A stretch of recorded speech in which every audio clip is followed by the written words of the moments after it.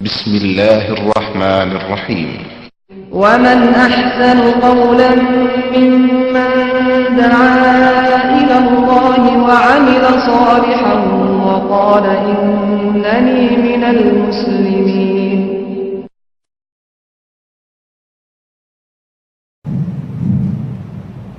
السلام عليكم ورحمة الله وبركاته. الحمد لله رب العالمين والصلاة والسلام على أشرف الأنبياء والمرسلين نبينا محمد وعلى آله وصحبه أجمعين. أعوذ بالله من الشيطان الرجيم. إن الذين قالوا ربنا الله ثم استقاموا تتنزل عليهم الملائكة ألا تخافوا ولا تحزنوا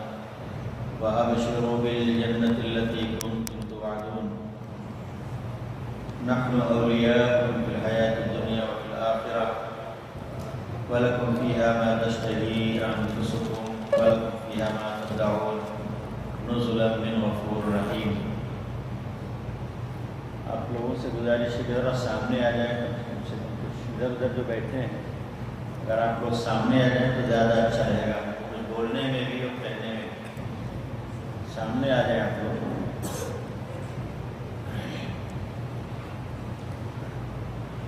اللہ تعالیٰ کے حمد و ثنا اور اس کے رسول حضرت محمد مصطفیٰ صلی اللہ علیہ وسلم پر درود و سلام کے بعد میرے دوستو، رمضان گزر گیا اور خوش نصیب رہے وہ لوگ جنہوں نے رمضان کی قدر کی، اور بڑے ہی بد نصیب رہے وہ لوگ جنہوں نے رمضان کو عام دنوں کی طرح گزار دیا. رمضان سے ہم نے کیا فائدہ حاصل کیا؟ ہمیں اس کا محاسبہ کرنا چاہیے، اس لیے کہ رمضان کا مہینہ اللہ تعالیٰ ہمیں اس لیے عطا کرتا ہے کہ ہمارا تعلق خالق کائنات مالک ارض و سما سے ہو جائے اور ہم اس کی عبادت کرنے لگ جائیں. ہمارا تعلق اللہ رب العالمین سے ہو جائے، ہمارا تعلق کتاب اللہ سے قائم ہو جائے، نمازوں سے ہمارا دل لگنے لگے اور مسجدوں کو ہمارے اندر آباد کرنے کا شوق اور ذوق پیدا ہو جائے. یہ بہت سے مقاصد تھے جن کی وجہ سے اللہ تعالیٰ نے رمضان کے روزے ہمارے پر فرض کیے اور رمضان مبارک کا مقدس مہینہ ہمیں عطا کیا. اب ہمیں اس سے پہلے کہ ہمارا حساب کتاب ہو، حاسبوا قبل ان تحاسبوا، اے لوگوں اپنا حساب و کتاب کر لو اس سے پہلے کہ تمہارا حساب کتاب ہو. اب ہمیں دیکھنا ہے کہ ہم نے اس گزرے رمضان سے جو تقوی اور طہارت کا مدرسہ یعنی اسکول تھا، جو کورس تھا، اس کورس سے ہم نے کیا حاصل کیا؟ کیا ہم نے صرف کھانا پینا ہمیں نصیب ہوا،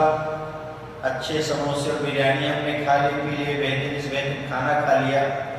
یا اس کے ساتھ ساتھ اس دین کے اندر بھی ہمارے اندر جاگرکتا اور بیداری ہمارے اندر پیدا ہوئی؟ کیا ہماری نمازوں میں کسی قسم کی اصلاح ہوئی؟ ہماری معاملات زندگی کے اندر کسی قسم کی تبدیلی آئی؟ کیا ہمارے اندر اللہ کی اطاعت کرنے کے لیے اپنے نفس کے اوپر کنٹرول کرنا آیا اور اللہ تعالیٰ کی نافرمانی سے اپنے آپ کو بچانے کا سلیقہ ہمارے اندر پیدا ہوا کہ نہیں؟ جو صبر کا مہینہ تھا، کنٹرول کا مہینہ تھا، کیا ہم نے اپنے نفس کے ساتھ جہاد کرنا سیکھا؟ اپنے نفس کو نیک اعمال کے اوپر آمادہ کرنے کا طریقہ ہم نے کچھ سیکھا کہ نہیں سیکھا؟ اپنے خواہشات پر کنٹرول کرنا، اپنے جذبات پر کنٹرول کرنا، کچھ ہم نے اس رمضان مبارک سے کچھ حاصل کیا کہ نہیں؟ تو سب سے پہلا سوال یہی ہے کہ ہمیں ان چیزوں کے بارے میں غور کرنا ہے. اگر ہم نے واقعی اس رمضان مبارک کے اندر اپنے اندر کچھ تقوی طہارت پیدا کیا، کچھ ایمان ہمارا ریلیول اور ریچارج ہو گیا ہے، نمازوں کی پابندی اگر آ گئی ہے، خواہشات پر جذبات پر کنٹرول کرنا اگر ہم نے سیکھ لیا ہے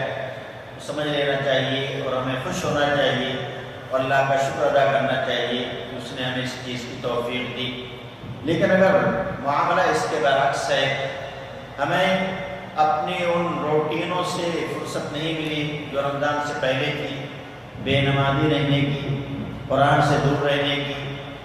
اور مسجدوں سے دور رہنے کی، اپنے کان اور اپنی آنکھ سے ان چیزوں کو دیکھنے اور سننے کی جن چیزوں کو اللہ تعالیٰ نے حرام قرار دیا ہے۔ اگر اس کے اندر ہمارا کوئی کنٹرول نہیں رہا ہے تو ہمیں سمجھ لینا چاہیے کہ پھر ہمیں سوائے بھوک اور پیاس کے کوئی چیز نصیب نہیں ہوئی ہے۔ لیکن ان لوگوں کو خوش ہونا چاہیے جنہوں نے ان چیزوں کے اندر کچھ آگے بڑھے ہیں کچھ لوگ۔ اور پھر یہ شریعت ایسی چیز ہے کہ یہ وقتی طور پر نہیں، جب رمضان آ گیا تو اللہ کی عبادت کر لیا اور رمضان گیا تو ختم ہو گیا۔ اس لیے جیسا کہ حضرت بکر صدیق رضی اللہ تعالیٰ عنہ نے نبی کریم صلی اللہ علیہ وسلم کی وفات کے موقع پر کہا تھا کہ من کان یعبد اللہ من کان یعبد محمدا فإن محمدا قد مات۔ جس آدمی، ہر آدمی کو سن لینا چاہیے کہ جو آدمی محمد صلی اللہ علیہ وسلم کی عبادت کرتا تھا تو محمد صلی اللہ علیہ وسلم کا انتقال ہو گیا ہے۔ ومن کان یعبد اللہ فإن اللہ حی لا یموت، اور جو آدمی اللہ کی عبادت کرتا تھا تو اللہ تعالیٰ کو کبھی موت نہیں ہے، وہ ہمیشہ سے زندہ ہے، ہمیشہ زندہ رہے گا۔ اسی طریقے سے جو آدمی رمضان کے اندر اپنے رب کو سمجھتا تھا، عبادت کرتا تھا، تو اس کو سمجھنا چاہیے کہ رمضان کا مہینہ تو جا چکا ہے، ختم ہو چکا ہے۔ لیکن جو آدمی اللہ کی عبادت کرتا تھا تو رمضان کے بعد بھی اللہ تعالیٰ کی عبادت موجود ہے، اللہ تعالیٰ ہمیشہ سے زندہ ہے، ہمیشہ زندہ رہے گا، اور اسی عبادت کے لیے اللہ تعالیٰ نے ہم کو پیدا کیا ہے۔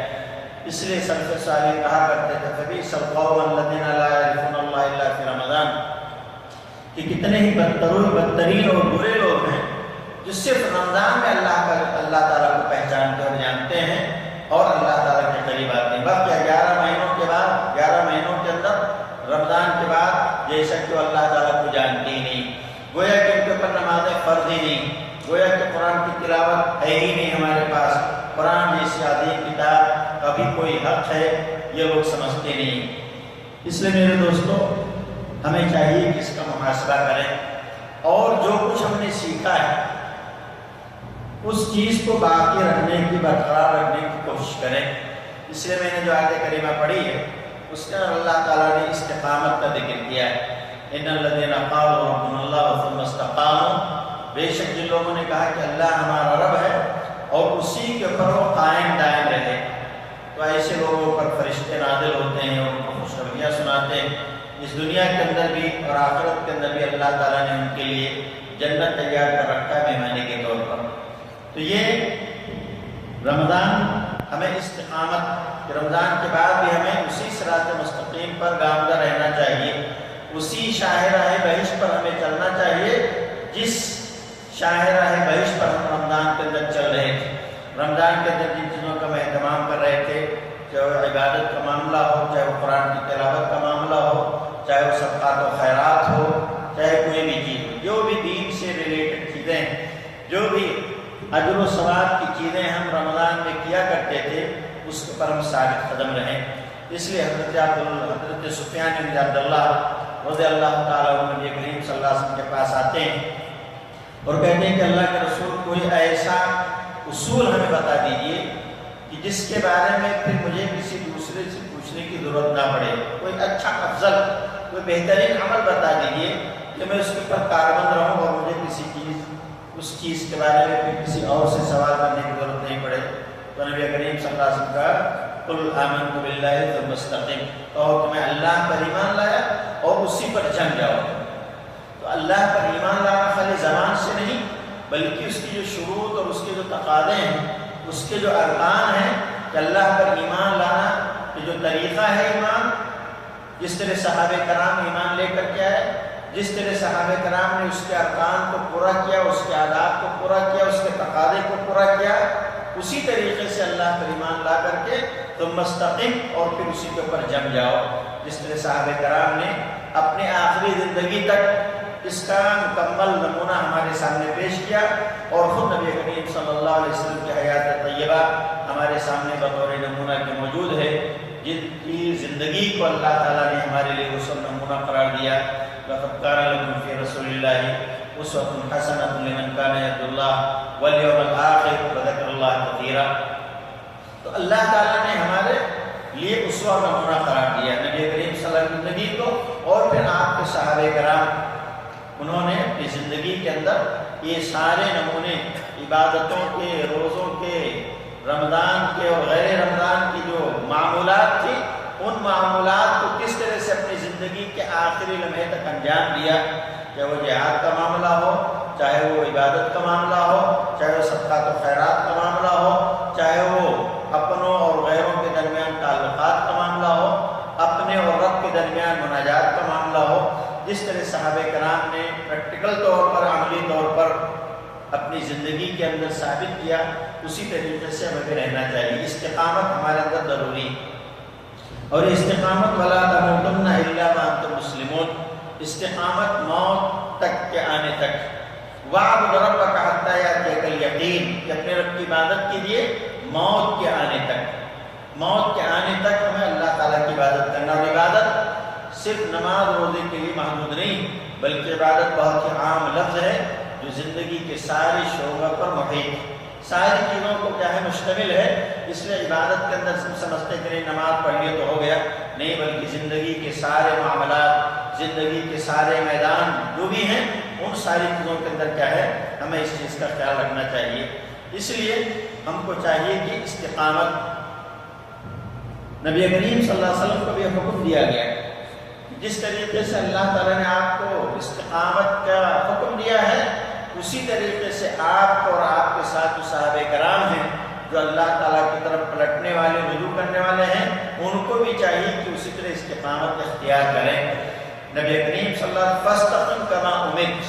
آپ اسی طرح ثابت قدم رہیے جس طرح آپ کو ثابت قدم رہنے کا حکم دیا گیا ہے کسی چیز کے بارے میں۔ اور یہ عام لفظ ہے، استقامت اپنی دعوت کے اندر، استقامت اپنی عبادت کے اندر، استقامت اپنے لین دین کے معاملات کے اندر، دنیا کی ساری چیزوں کے بارے میں آپ کو استقامت اللہ تعالیٰ نے نبی کریم صلی اللہ علیہ وسلم کو خطاب کر کے کہا کہ استقامت آپ کو کیا ہے اختیار کرنا ہے۔ ایک اور چیز کہ ہمیں جن چیزوں کو ہم نے حاصل کیا ہے ان چیزوں کو ہم ان کی حفاظت کریں، اپنی نیکیوں کی، اپنی اچھی عادتوں کی، چاہے وہ نماز کا معاملہ ہو، چاہے وہ قرآن کی تلاوت کا معاملہ ہو، چاہے وہ صدقات و خیرات ہو، چاہے رمضان روزوں کا معاملہ ہو، حج و عمرہ ہو، جو بھی نیک اعمال ہم نے کیے ہیں ان اعمال کو باقی رکھنا اور ان اعمال کے اجر و ثواب کو باقی رکھنا ہمارے لیے ضروری ہے۔ ایسا کوئی کام نہ کریں کہ جس کے سے ہمارے پچھلے اعمال کیے ہوئے اعمال پر پانی پھر جائے۔ اس لیے اللہ تعالیٰ نے قرآن مجید کے اندر کہا وَلَا تَكُونُوا كَالَّتِي نَقَضَتْ غَزْلَهَا مِن بَعْدِ قُوَّةٍ أَنْكَاثًا، وَلَا تَكُونُوا كَالَّتِي نَقَضَتْ غَزْلَهَا مِن بَعْدِ قُوَّةٍ أَنْكَاثًا، کہ اے لوگوں تم اس عورت کی طرح مت ہو جاؤ جس نے بڑی محنت سے، بڑی طاقت اور قوت کے ساتھ اپنے سوت کو کاٹا اور اس کے بعد اس کو توڑ کر کے ٹکڑے ٹکڑے کر دیا۔ یعنی پاگل عورت، بعض روایتوں میں کرتے ہیں کہ وہاں مکے کے اندر ایک پاگل عورت تھی، وہ دن بھر کیا ہے سوت کاٹتی تھی، روئی سے لے کر کے سوت، جیسے ہم بچپن کے اندر بھی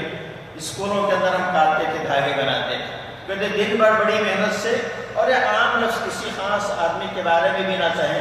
العبرہ بعموم اللفظ لا بخصوص السبب، یہ اصول ہے اصول تفسیر کا کہ عبرت ہمیں عام الفاظ سے حاصل کرنا ہے، کسی خاص فرد کے بارے میں آیت نازل ہوئے چاہے کوئی کسی اور کے بارے میں، ہمیں کیا اس کے عام، اس کے اندر جو حکم دیا گیا ہے، جو بات بتائی گئی ہے، اس پر ہمیں عمل کرنے کی کوشش کرنا چاہیے۔ لا تکونوا کاللتی نقضت غزلہا، اس عورت کی طرح مت ہو جاؤ جس نے ٹکڑے ٹکڑے کر دیا اپنے سوت کو بڑی محنت اور مشقت سے کاٹنے کے بعد، اور توڑ کر کے کیا کر دیا، برباد کر دیا۔ کیا آپ نے ایک مہینے تک روزہ رکھے، ایک مہینے تک آپ نے عبادتیں کی، نماز کی پابندی کی، قرآن مجید کی تلاوت، تو جیسے رمضان ختم ہوا اس کے بعد ساری چیزیں رمضان کے ساتھ رخصت ہو گئی، تو گویا کہ آپ کی مثال اسی عورت کی طرح ہوگی جس نے بڑی محنت سے سوت کاٹا، اور سوت کاٹنا معمولی بڑی مشکل ہوتی ہے اس کے کاٹنے میں، دھاگا بنانے کے اندر، اور اس کے بعد جب تیار ہو گیا تو اس کو توڑ کر کے پورا کیا ہے پوری محنت پر اپنے پانی پھیر دیا۔ تو اس طریقے سے اپنی عبادتوں کو برباد مت کرو، اپنی عبادتوں کو باقی رکھو، اور جس چیز کی تم نے عادت ڈالی تھی، اس لیے میرے دوستو اللہ تعالیٰ نے ہمیں اس چیز کا حکم دیا کہ ہمیں اس چیز کا کیا ہے خیال رکھنا، وَلَا تَكُونُوا كَالَّتِي نَقَضَتْ غَزْلَهَا مِن بَعْدِ قُوَّةٍ أَنْكَاثًا۔ اللہ تعالیٰ نے ہمیں یہی یقین اور اس چیز کے اوپر ہمیں متنبہ کیا ہے کہ ہمیں وَلَا تَنقُضُوا الْأَيْمَانَ بَعْدَ تَوْكِيدِهَا، اور قسموں کو اس کے مضبوط کرنے کے بعد مت توڑو۔ رمضان کے اندر تم نے عہد کیا، تم نے وعدہ کیا، تم نے بہت ساری چیزیں کیا، لیکن جیسے رمضان گزر گیا تو عہد و پیمان کا کوئی پاس و لحاظ نہیں، اللہ تعالیٰ کے عہد و پیمان کا کوئی پاس و لحاظ نہیں، اس لیے کہ ہم روز ازل کے اندر یہ عہد و پیمان کر کے آئیں کہ اللہ تعالیٰ تو ہی میرا رب ہے، تیری عبادت کریں گے سب کچھ، تو جو بھی عہد و پیمان ہے میرے دوستو، وَأَوْفُوا بِعَهْدِ اللَّهِ إِذَا عَاهَدتُّمْ، اور اللہ تعالیٰ کے عہد و پیمان کو مکمل طور پر پورا کرو جب تم اس کے کوئی عہد کرو۔ وَلَا تَنقُضُوا الْأَيْمَانَ بَعْدَ تَوْكِيدِهَا، اور اپنی قسموں کو مضبوط کرنے کے بعد مت توڑو۔ وَقَدْ جَعَلْتُمُ اللَّهَ عَلَيْكُمْ كَفِيلًا، جبکہ اللہ تعالیٰ کو تم نے اس کا ضامن بنایا ہے، بیچ میں گواہ کے طور پر تم نے ضامن بنایا اللہ تعالیٰ کو، لیکن اللہ تعالیٰ کو گواہ بنا کر کے سارا کام مت کرو۔ ان اللہ یعلم ما تفعلون، یقیناً اللہ تعالیٰ وہ ساری چیزوں کو جانتا ہے جو تم کر رہے ہو۔ تو اللہ تعالیٰ سے تم نے جو وعدہ کیا، رمضان کے اندر جو تم نے وعدے کیے، رمضان پہ جو پابندیاں کی، ان ساری چیزوں کو میرے دوستو آپس کے قول و قرار کو بھی انسان کو ہمیشہ پاس و لحاظ کرنا ہے، اور اللہ تعالیٰ سے جو عہد و پیمان انسان کرتا ہے اس کا تو اور بھی زیادہ کیا ہے، اللہ تعالیٰ کو جو اپنا ضامن ٹھہرا چکے ہو تو پھر اس صورت میں اور بھی اس چیز کا پاس و لحاظ کرنا چاہیے۔ اس لیے میرے دوستو ہمیں چاہیے کہ اس چیز کا خیال رکھیں، اور عہد و پیمان کو توڑنے کی بہت ساری چیزیں انسان اعمال صالحہ سے کبھی دور نہ ہو، اس لیے کہ اللہ تعالیٰ نے ہمیں اس چیز کا حکم دیا ہے۔ اب یہ چیزیں جو انسان جو کرتا ہے، ان چیزوں کے بارے میں ہمیں اپنے اوقات کو غنیمت سمجھنا ہے، اس لیے وہ مشہور حدیث میں اشارہ کرتے چلوں گا، اغتنم خمسا قبل خمس، 5 چیزوں کو 5 چیزوں سے پہلے غنیمت سمجھ لو، اس لیے کہ ہمیں آخر وعد ربک حتی یاتیک الیقین، اپنے رب کی عبادت کرو تم موت کے آنے تک، اور اس موت کے آنے سے پہلے جو یہ 5 نعمتیں اللہ تعالیٰ نے عطا کی ہیں، ان 5 نعمتوں کی قدر کر لو۔ اور اس کے بارے میں بارہا آپ سن چکے ہیں کہ اپنی زندگی کو اپنے موت سے پہلے، اپنی جوانی کو اپنے بڑھاپے سے پہلے، اپنی صحت کو اپنی بیماری سے پہلے، اور اپنے خالی اوقات کو اپنے مشغولیت سے پہلے، اور اپنی مالداری کو اپنے فقر و فاقہ اور غریبی سے پہلے، یہ جو 5 چیزیں۔ اور جو دوسری حدیث کہ رسول اللہ صلی اللہ علیہ وسلم نے فرمایا کہ لن تزول قدم عبد حتی یسأل عن 4، کہ انسان کے قدم آگے نہیں بڑھ سکتے ہیں یہاں تک کہ 4 چیزوں کے بارے میں انسان سے سوال نہ کر لیا جائے۔ عن عمرہ فیما ابلاہ،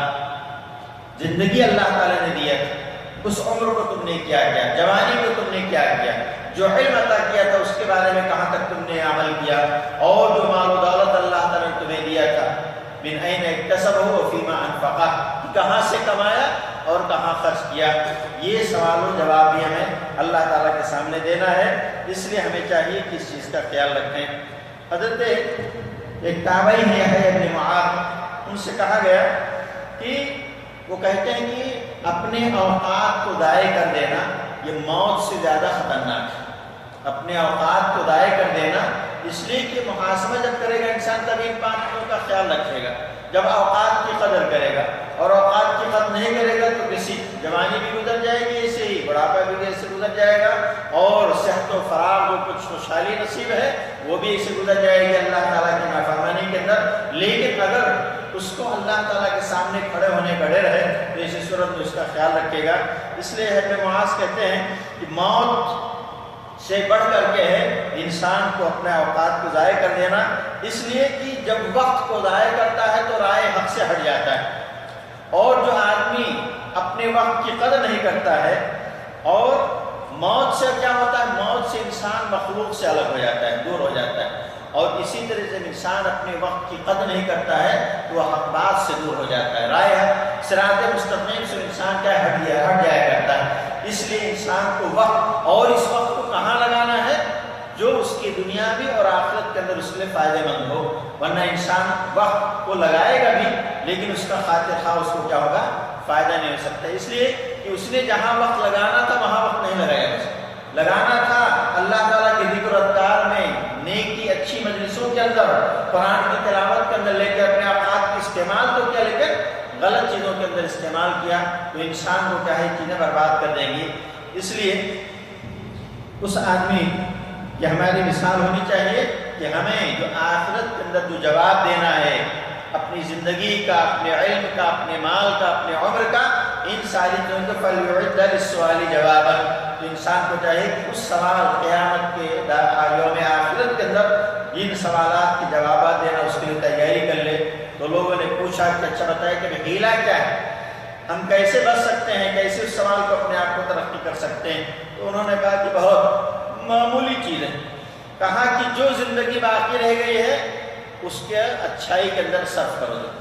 جو زندگی تمہاری باقی رہ گئی ہے اس کو نیکی کے اندر استعمال کرو، اچھے کاموں کے اندر استعمال کرو، پچھلے تمہارے سارے چیزوں پر پھیر دے گا، پانی پھیر دے گا، تمہاری نیکیاں تمہاری برائیاں ساری کیا ہو جائیں گے، ختم ہو جائیں گے۔ ان الحسنات یذھبن السیئات، یقیناً جب انسان نیکی کرتا ہے تو پچھلی برائیاں کیا ہو جاتی ہیں، سارے گناہ ختم ہو جاتے ہیں۔ لیکن اگر تم نے اپنے وقت کو ضائع کر کیا،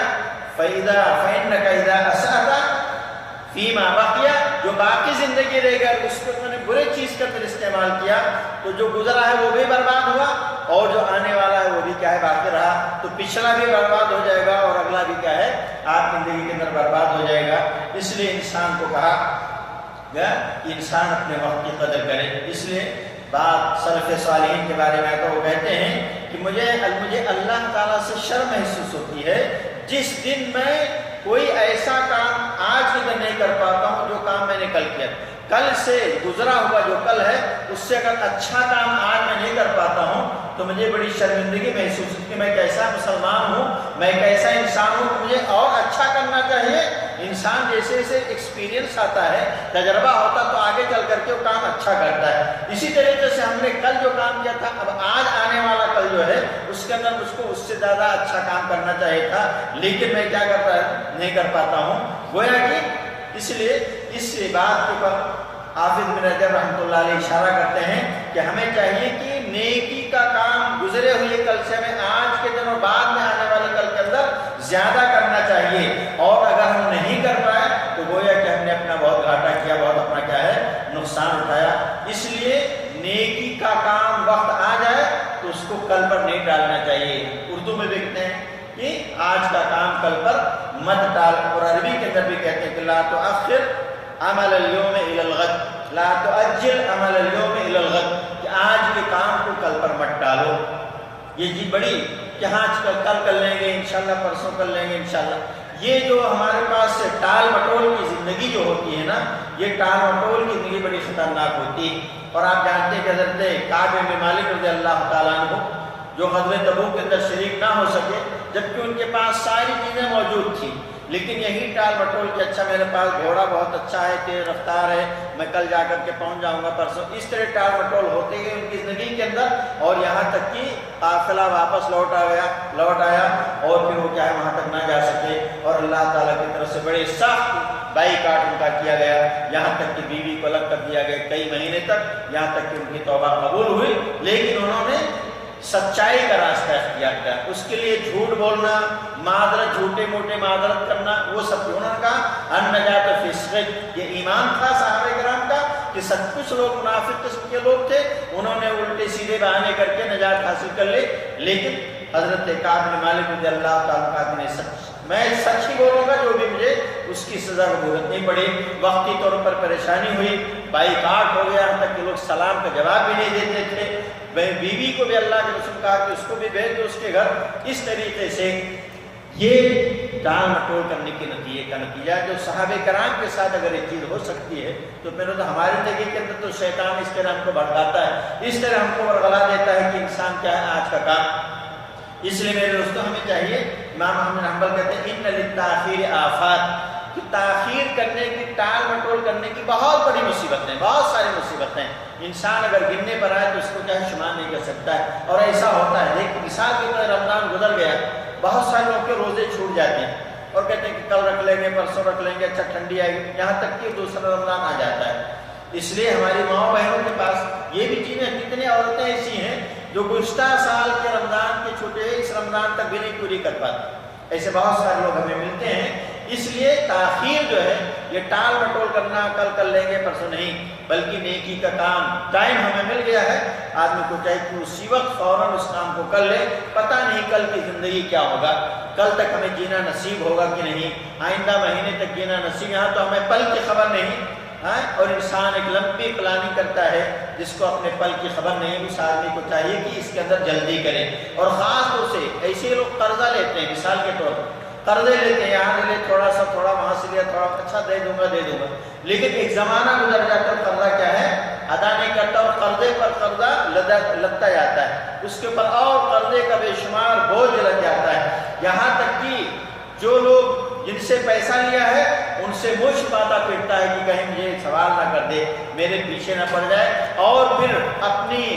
پانی جس کو کہتے ہیں شرم و حیا بیچ کر کے پھر ان لوگوں کو چھوڑ کر کسی اور کے پاس جا کر کے قرضہ مانگتا ہے، ادھر گیا ادھر گیا، یعنی اپنا جو کچھ عزت جو انسان کی ہوتی ہے، جو خودداری ہو جاتی ہے، وہ ساری خودداری دے دیتا ہے۔ اسی لیے اس تاخیر کے اندر حج کا معاملہ ہمارے پاس عام طور پر آتا ہے کہ 20 سال تک سعودیہ کے اندر رہتے اور حج نہیں کر پاتے، عمرہ نہیں کر پاتے، یہ بھی اسی شیطانی عمل کا نتیجہ ہے، جو ٹال مٹول کرنے کی جو نتیجہ ہوتا ہے۔ اس لیے اللہ تعالیٰ نے حج ہمارے پر فرض کر دیا، اتنا پیسہ ہمارے پاس ہے کہ ہم حج کر سکتے ہیں، اور ہمارے انڈر میں جو لوگ ذمہ دار ہیں، جن کی ذمہ داریاں ہمارے ذمہ ہیں، جن کے خرچے ورچے کو دینا، چاہے بیوی بچے ہوں، ماں باپ ہوں، ان کے خرچے بھر کا پیسہ ہمارے پاس موجود ہے، ایسی صورت میں ہمیں چاہیے کہ حج کے اندر تاخیر نہ کریں، اس لیے کہ اللہ کے رسول فرمایا کہ پتہ نہیں اس کے بعد کیا چیز پیش آ جائے، ہماری تندرستی نہ ٹھیک رہے، حالات نہ ٹھیک، راستے خراب ہو جائیں، یا تمہارے پاس پیسہ ہی نہیں رہ جائے بعد میں چل کر کے۔ اس لیے حج جیسی عظیم عبادت، حضرت عمر رضی اللہ تعالیٰ نے کہا کہ میرا دل کہتا ہے کہ ایسے لوگوں کا میں سروے کراؤں کہ جن کے اوپر حج فرض ہو گیا ہے اور اس کے باوجود بھی وہ حج نہیں کرتے ہیں، اور ان کے اوپر ٹیکس عائد کر دیں، ماہم مسلمین، اس لیے کہ ان کے اوپر حج فرض ہو گیا اور وہ حج نہیں کر رہا، وہ مسلمان نہیں، وہ مسلمان نہیں، اس لیے غیر مسلموں پر جیسے جزیہ اور ٹیکس عائد کیا جاتا ہے، اسی طرح ایسے مسلمانوں پر بھی جزیہ اور ٹیکس عائد کر دیا جائے جو انسان کیا کرتا ہے، حج فرض ہو جانے کے باوجود بھی وہ حج نہیں کرتا ہے، زکوٰۃ فرض ہو گیا زکوٰۃ نہیں ادا کرتا ہے، زکوٰۃ فرض ہو گیا، مختلف قسم کے بہانے بہت سارے میرے دوستوں۔ اس لیے نیکی کا وقت جب انسان کے پاس آ جاتا ہے تو انسان کو چاہیے کہ فوراً یہ کیا ہے، نیکی کرنے کے اندر دیری نہیں کرنی چاہیے، ہر چیز کے اندر سوچ وچار کر لیجئے، لیکن نیکی کے کام کے اندر ہم کو زیادہ سوچنے کی ضرورت نہیں ہے، البتہ برائی کا جو کام ہے اس کے اندر انسان کو 100 بار سوچنا چاہیے کہ اس کام کا انجام کیا ہوگا، اس کام کا کیا ہوگا۔ اس لیے میرے دوستوں ہمیں چاہیے کہ ہم اللہ تعالیٰ کی اطاعت و فرمانبرداری پر ہمیشہ اپنے آپ کو قائم دائم رکھیں، اور کثرت سے استغفار بھی، کوئی بھی نیکی کا کام انسان کرتا ہے اس کے بعد ہمیں کثرت سے استغفار اور توبہ بھی کرنا چاہیے، اس لیے اللہ تعالیٰ نے اس کا حکم بھی دیا ہے، اور نبی کریم صلی اللہ علیہ وسلم کی زندگی کے اندر ہمیں اس کی بہت ساری مثالیں ملتی ہیں، اس لیے ہمیں کثرت سے استغفار بھی کرنا چاہیے، اور نبی کریم صلی اللہ علیہ وسلم چاہے نماز پڑھتا ہے، حج کرتا ہے، اس کے بارے میں قرآن مجید کی آیات اور احادیث رسول صلی اللہ علیہ وسلم موجود ہیں، اور اللہ تعالیٰ کا شکر ادا کرنا چاہیے کہ اللہ تعالیٰ نے ہمیں رمضان کے روزہ رکھنے کی توفیق نصیب فرمائی، یہ اس کا جتنا بھی شکر ادا کریں گے یہ کم ہے ہمارے لیے، لئن شکرتم لأزیدنکم، کہ اگر تم اللہ تعالیٰ کا شکر ادا کرو گے، اللہ تعالیٰ کہتا ہے میرا شکریہ ادا کرو گے تو تمہیں مزید میں اس سے اور زیادہ عطا کروں گا۔ اس لیے ہر چیز کی علامت ہوتی ہے، رمضان ہمارا روزہ قبول ہوا کہ نہیں، حج ہمارا قبول ہوا کہ نہیں، عمرہ ہمارا قبول ہوا کہ نہیں، یہ ہر چیز کے لیے علماء نے بہت ساری علامتیں اور نشانیاں بیان کی ہیں۔ اس لیے نیکی کے قبول ہونے کی سب سے بڑی نشانی یہ علماء ذکر کرتے ہیں کہ ایک نیکی کرنے کے بعد دوسری نیکی کی توفیق آپ کو ملے، نیکی کرنے کے بعد دوسرے، ایک نیکی کرنے کے بعد دوسری نیکی، دوسرے کے بعد تیسری نیکی، لیکن اگر نیکی کرنے کے بعد آپ برائی کر رہے ہیں تو گویا کہ ایسی صورت میں آپ کی وہ نیکی شاید قبول نہیں ہوئی ہے۔ اس لیے نیکیوں سے نیکیاں کر، نیکیوں کے دروازے کھلتے جائیں، آپ ایک نیکی کیے اور اس کے بعد دوسری نیکی کی توفیق، تو یہ سب سے بڑی علامت علماء کرام ذکر کرتے ہیں کہ نیکی کے بعد نیکی کرنا، یہ کیا ہے، حقیقت میں ہماری عبادت کی سب سے بڑی قبولیت کی نشانی ہے، ہماری نیکی کی سب سے بڑی قبولیت کی نشانی ہے۔ اس لیے حسن بصری کہتے ہیں کہ اللہ تعالیٰ نے رمضان کو یہ اپنے مخلوق کے لیے کمپٹیشن کا مہینہ عطا کیا تھا، کمپٹیشن اس کے اندر کر رہا ہے، اور اس کے اندر انسان اپنی اطاعت فرما برداری کے ذریعے، قرآن کی تلاوت کے ذریعے، صدقات و خیرات کے ذریعے جن چیزوں سے اللہ تعالیٰ جس کو نوازا ہے ان سارے چیزوں کے اندر آگے بڑھے، اور جو لوگ آگے بڑھے وہ لوگ کامیاب ہو گئے اس کمپٹیشن کے اندر، اور جو لوگ پیچھے رہ گئے وہ ناکام و نامراد ہوئے۔ اس لیے جن لوگوں نے قرآن کی تلاوت کی، جن لوگوں نے رمضان کے روزے رکھے، جن لوگوں نے تراویحوں کی پابندی کی، صدقات و خیرات کا اہتمام کیا اور بہت ساری نیکیاں کرتے رہے، تو وہ حقیقت میں کیا ہیں؟ گویا کہ وہ حقیقت میں وہ اللہ تعالیٰ کے خوش نصیب بندے ہیں جنہوں نے ان چیزوں کے اندر حصہ لیا بڑھ چڑھ کر کے، اور آگے بھی اس چیز کو ہمیشہ کیا ہے؟ وَلَا تَمُوتُنَّ إِلَّا وَأَنْتُمْ مُسْلِمُونَ، اس کے اندر ہمیں آگے بڑھتے رہنا چاہیے۔ اور میرے دوستوں خاص طور سے یہ علامتیں جو ہیں انسان کو اپنی عزیمت کے اندر سستی نہیں کرنی چاہیے، اپنے عزیمت، اپنے ارادے اور قوت کو کیا ہے؟ ارادے کو مضبوط بنانا چاہیے، اور اس کے لیے ضروری ہے کہ انسان 5 وقت کی نماز کی پابندی کرے، اور خاص طور سے فجر کی نماز کی پابندی انسان کرے۔ خاص طور سے فجر کی نماز کیا ہے؟ پابندی انسان کرتا ہے تو گویا کہ وہ عزیمت کے اوپر عمل کر رہا ہے، ورنہ آج بہت سارے لوگ 2-3 وقت کی نمازیں اپنے آفس میں پڑھ لیے، ادھر ادھر گئے تو پڑھ لیے، لیکن جیسے روم میں پہنچ کے وہ ساری چیزیں کیا ہیں؟ ختم ہو جاتی ہیں۔ تو یہ گویا کہ عزیمت کی نشانی نہیں ہے، انسان کو مکمل مصمم عزم مصمم کرنا چاہیے کہ ہمیں نماز کی کیا ہے؟ پابندی کرنی۔ اس طرح سے قرآن مجید کی تلاوت، یہ قرآن مجید اللہ تعالیٰ صرف رمضان میں پڑھنے کے لیے نہیں بلکہ زندگی بھر ہمیں اس کی تلاوت، اس کے احکامات کے بارے میں معلومات حاصل کرنا، اس کے ترجمے تفسیر سے آگاہی کرنا چاہیے، رمضان اور غیر رمضان۔ اس طرح اللہ تعالیٰ کا ذکر، یہ بھی ہماری زندگی کے اندر بڑی اہمیت کا حامل ہے کہ ہمیں اللہ تعالیٰ کے ذکر سے کبھی غافل نہیں ہونا چاہیے۔ ہم کہیں بھی رہیں، کہیں ہماری زبان اللہ تعالیٰ کے ذکر سے بالکل کہتر ہونی چاہیے، اور اس کی بہت ساری فضیلتیں۔ الا بذکر اللہ تطمئن القلوب، کہ دلوں کو سکون نصیب ہوتا ہے، اطمینان نصیب ہوتا ہے اللہ تعالیٰ ذکر سے، اور قرآن مجید اللہ تعالیٰ کا سب سے بڑا ذکر ہے، اس لیے قرآن مجید کو اللہ تعالیٰ نے ذکر کہا۔ وَأَنزَلْنَا إِلَيْكَ الذِّكْرَ لِتُبَيِّنَ لِلنَّاسِ مَا نُزِّلَ إِلَيْهِمْ، کہ ہم نے آپ کی طرف ذکر کو نازل کیا ہے تاکہ آپ اس کو کھول کر کے لوگوں کو بیان کیے۔ وَلَقَدْ يَسَّرْنَا الْقُرْآنَ لِلذِّكْرِ فَهَلْ مِن مُّدَّكِرٍ، تو یہ ذکر ہے قرآن مجید، اور نماز یہ سب سے بڑا ذکر ہے، یہ مناجات ہے انسان اور بندے اور اس کے رب کے درمیان۔ اس طرح سے نیک صحبت اختیار کرنا، جس کا بھی بڑا عمل دخل ہوتا ہے نیکی کے راستے پر گامزن رہنے کے لیے، اور نیکیوں پر نیکیاں انجام دینے کے لیے۔ اس لیے انسان کو چاہیے کہ ایسے لوگوں کی صحبت اختیار کرے جو دین کے اندر اس کی مدد کر سکیں، نماز کے اس کو جگا سکیں، غلط کام کے اس پر ٹوک سکیں کہ واقعی ہے میرے دوست یہ تمہارا غلط کام ہے، یہ تم کو نہیں کرنا چاہیے، جو دین کے اندر ممد اور معاون ثابت ہوں، جو دین کے اندر ہماری مدد کر سکیں، ایسے لوگوں کے ساتھ ہمیں کیا ہے؟ اپنی اٹھک بیٹھک رکھنی چاہیے۔ اس لیے کہ قیامت کے دن سارے کے سارے لوگ ایک دوسرے کے دشمن ہو جائیں گے سوائے متقی اور پرہیزگار لوگ، جو متقیوں سے اپنی دوستی، پرہیزگاروں سے ہماری دوستی، ان کے ساتھ اٹھک بیٹھک، ان کے ساتھ کھانا پینا، ان کے ساتھ ہر چیز ہمیں کیا ہے؟ ہونی چاہیے۔ بہت سارے لوگ کہتے ہیں کہ نہیں ہمیں تو ماشاءاللہ ہم بڑے نمازی، بڑے پرہیزگار ہیں، جس کے ساتھ ہمیں کوئی فرق نہیں پڑتا ہے، لیکن یہ دل جو ہے نا، یہ دل کہتے ہیں کہ تقلب، یہ دل الٹا پلٹتا۔ اللہ تعالیٰ رسول صلی اللہ علیہ وسلم فرمایا کہ اللہ تعالیٰ کے 2 انگلیوں کے درمیان میں یہ دل کب کیا ہو جائے کسی کو کچھ پتہ نہیں۔ اس لیے اپنے اوپر بہت زیادہ گھمنڈ نہیں ہونا چاہیے، بہت زیادہ غرور نہیں ہونا چاہیے میں کسی کے ساتھ رہوں۔ اس لیے رسول اللہ صلی اللہ علیہ وسلم فرمایا کہ دجال جب آئے گا تو اس کے قریب بن جانا تم لوگ، یہ کہہ کر کہ میں تو بڑا نمازی ہوں، بڑا متقی پرہیزگار ہوں، اسلام کے احکامات میں عمل کرتا ہوں، مجھے دجال سے کوئی خطرہ نہیں۔ اللہ کروں گا کہ اس کے بعد ایسے ایسے کرشمے اور ایسے ایسے چمتکار اللہ تعالیٰ نے اس کو دے رکھا ہوگا، اتنی طاقت اور قوت والا ہوگا کہ اس کے چمتکار کے اندر تم آ جاؤ گے، اور اس کے بعد تم بڑے اپنے ایمان کے اوپر جو مغرور ہو، یہ ساری چیزیں دھری کی دھری رہ جائیں گی۔ اس لیے انسان کو کبھی یہ نہیں کہ نہیں ہم کسی کے ساتھ رہے، ہمارے اوپر صحبت کا اثر انسان کے اوپر عام طور پر ہوتا ہے، نیک صحبت کا اثر دیر میں آتا ہے، لیکن برے لوگوں کی صحبت کا اثر بہت جلدی نظر آتا ہے انسان کی زندگی کے اندر۔ اس لیے ہمیں اس سے بچنا چاہیے، بری صحبتوں سے۔ اور پھر دعا، جو مومن کا سب سے بڑا ہتھیار ہے، ہمیں کیا ہے؟ انسان کو ہمیشہ دعا کا سہارا دینا چاہیے۔ الدعاء سلاح المومن، دعا کیا ہے؟ یہ مومن کا ہتھیار ہے. من لم یسل اللہ یغضب علیہ، جو اللہ تعالیٰ سے مانگتا نہیں اللہ تعالیٰ اس کے اوپر ناراض ہوتا ہے. ادعونی استجب لکم، اے لوگوں تم مجھے پکارو مجھ سے مانگو میں تمہیں دینے والا ہوں. اور اللہ کے رسول صلی اللہ علیہ وسلم نے اور پھر صحابہ کرام اور پھر انبیاء کرام علیہ السلام کی ایک لمبی فہرست ہے جنہوں نے اپنے ہر نازک اور مشکل موقع پر اللہ تعالیٰ سے دعا کی اور اللہ تعالیٰ نے اپنے نیک بندوں کی ہمیشہ مدد کی ہے. اس لیے ہمیں بھی چاہیے کہ ہم اس چیز کو اختیار کریں. اور رمضان کا مہینہ جیسے میں نے شروع میں کہا تھا کہ اپنے آپ کے اندر چینجنگ لانے کا مہینہ ہے، تو رمضان یہ اسٹارٹنگ،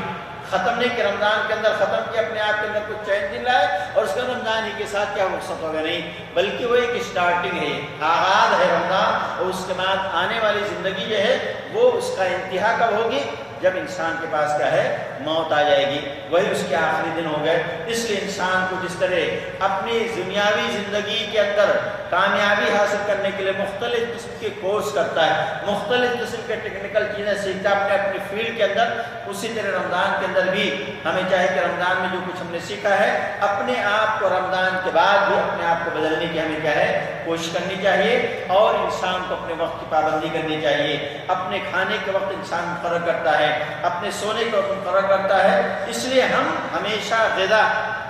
ایک تو کھانا کھاتا ہم اپنے غذا، اپنے جسم کی غذا کے لیے، جسم کو طاقت دینے کے لیے. اسی طرح سے روحانی غذا بھی ہمارے لیے ضروری ہے کہ روحانی غذا کا بھی ہمیں اہتمام کرنا چاہیے. اور روحانی غذا کیا ہوگی؟ اللہ تعالیٰ کا کلام ہے، اللہ تعالیٰ سے مناجات ہے، نماز ہے، ذکر و اذکار ہیں، دعائیں ہیں، استغفار ہے. یہ ساری جو چیزیں ہیں یہ ہماری روحانی غذا کا کام دیں گے. اس لیے ہمیں ان چیزوں کو بھی حاصل کرنے کی کوشش کرنی چاہیے. اس لیے اللہ تعالیٰ نے نبی کریم صلی اللہ علیہ وسلم کو سورہ انشراح کے اندر فَإِذَا فَرَغْتَ فَانْصَبْ وَإِلَىٰ رَبِّكَ فَارْغَب.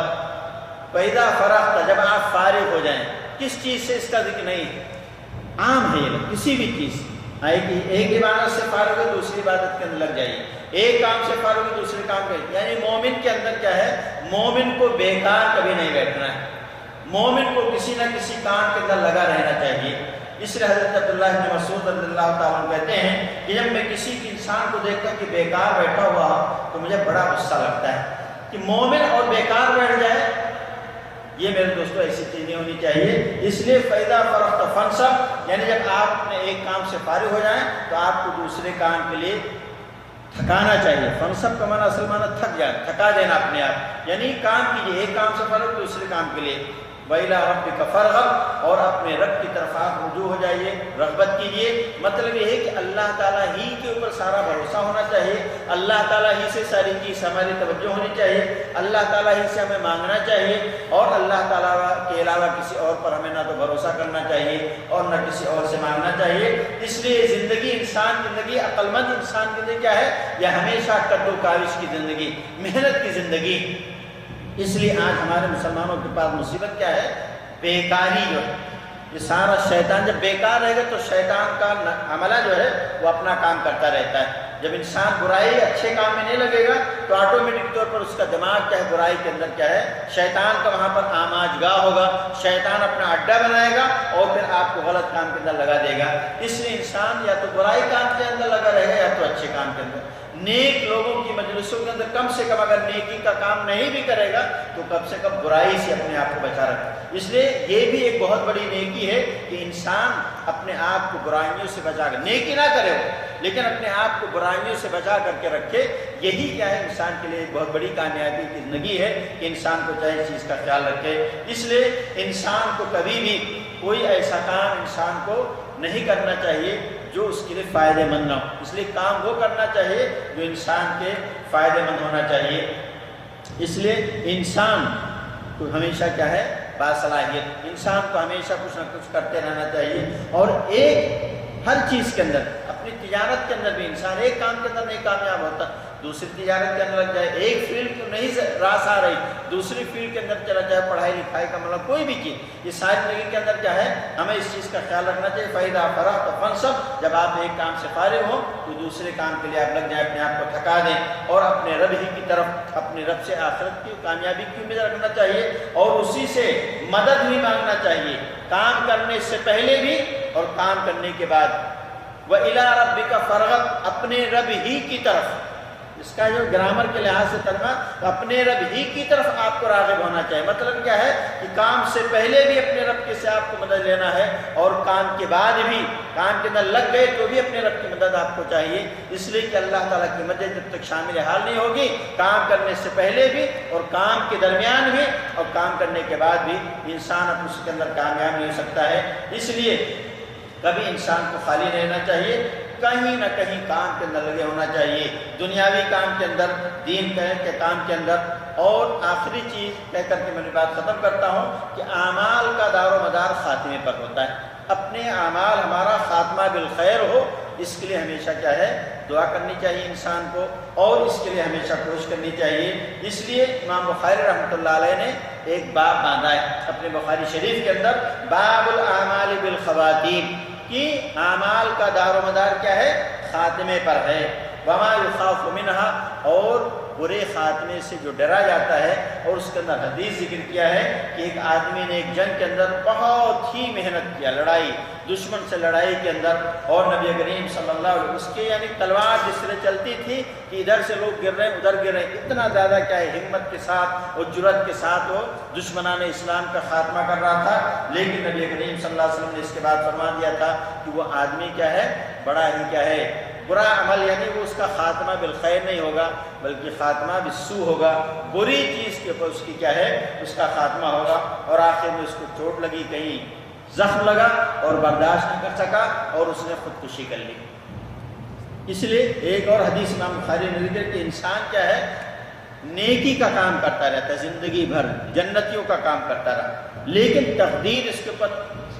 سبقت کر گئی اور آخر میں ایسا کوئی کام کر گزرا جس کے سے جنتیوں کے جو بھی اعمال اس نے زندگی کے اندر کیے تھے سارے کے سارے اعمال برباد ہو گئے اور وہ جہنم کے اندر پہنچ گیا۔ اس طرح سے وہ آدمی جو آدمی کیا ہے، زندگی بھر گناہ جہنم کا کام کرتا رہا، لیکن تقدیر آگے آئی اور اس کے بعد اس سے کوئی ایسا کام ہوا جس کی بنا پر وہ جنت کا مستحق بن گیا۔ اس لیے میرے دوستو خاتمہ بالخیر کہ ہمیشہ کیا ہے، انسان کو دعا کرنی چاہیے۔ اس لیے بہت سارے واقعات ہیں کہ انسان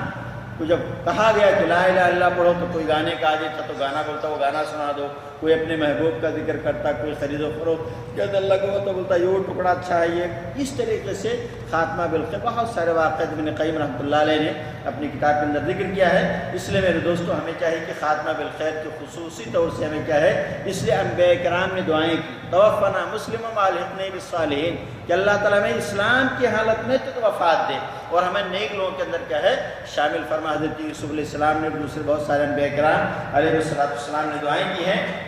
اس لیے میرے دوستو ہمیں چاہیے کہ ہم اس چیز کا خیال رکھیں۔ اللہ تعالیٰ سے دعا ہے کہ اللہ تعالیٰ نے عمل کرنے کی توفیق نصیب فرمائے۔ اللہ تعالیٰ میں رمضان کے بعد بھی روزے، نفلی روزے رکھنے کی توفیق نصیب فرمائے۔ اسی طریقے سے میرے دوستو نمازوں کا معاملہ ہے، تہجد کا معاملہ ہے، قرآن کی تلاوت کا معاملہ ہے، صدقات و خیرات، یعنی جو بھی اعمال صالحہ ہیں وہ سارے رمضان کے بعد بھی ہماری زندگی کے اندر باقی رہنا چاہیے، چاہے انسان تھوڑا ہی کرتا رہے لیکن اس کو ہمیشہ کیا ہے، کرتے رہنا چاہیے۔ اللہ تعالیٰ سے دعا کہ اللہ تعالیٰ رمضان کے روزوں کو قبول فرمائے، ہماری تراویحوں کو اللہ تعالیٰ قبول فرمائے، اور رمضان کے بعد بھی ہمیں نمازوں کی پابندی کرنے کی توفیق نصیب فرمائے، قرآن مجید کی تلاوت کرنے، اس کے معنی مطلب کو سمجھنے کی توفیق نصیب فرمائے، اور ہمیں بھی ہمیشہ کچھ نہ کچھ صدقات و خیرات کرنے کی توفیق نصیب فرماتا رہے، اور ہمیں بھی اللہ تعالیٰ حسن خاتمہ نصیب فرمائے۔ وصلی اللہ علیہ وسلم الکریم، وآخر دعوانا الحمد للہ رب العالمین۔ السلام علیکم و رحمۃ اللہ وبرکاتہ۔